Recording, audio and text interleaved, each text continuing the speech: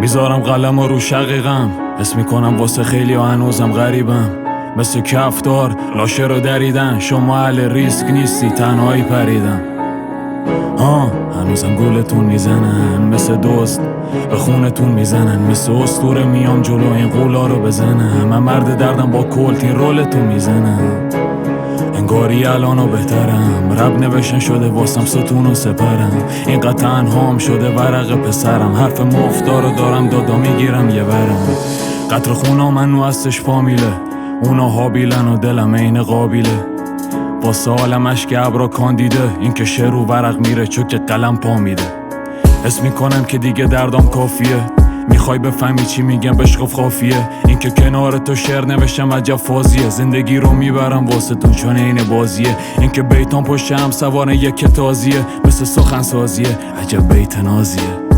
من اشعارم رو میخونم و شما بنویس، از این به بعد همه به میگن قدیس.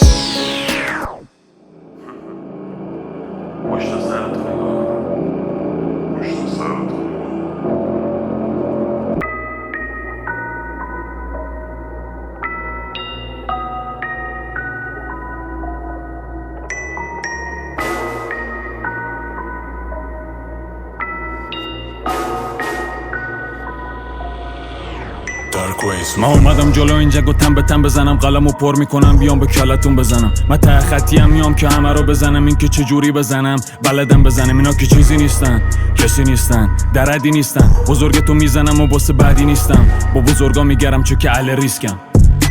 سیگار میکنم دود بیتا میکنن بود، جوری میتازم رو کاغذ مزا بکشه سود. یه دونه ابلیس کبیر رو امشب میارم رود، بعد جو تاریک باشه بکشه همه رو فوت. جهنمم خوبه باست بیا اینجا بسوزا، راختو سنگ میکنم مثل مدوسا. من هم موقع دیستم که شده ابلیس، قلمو میذارم تو دهنت تا صبح بریز.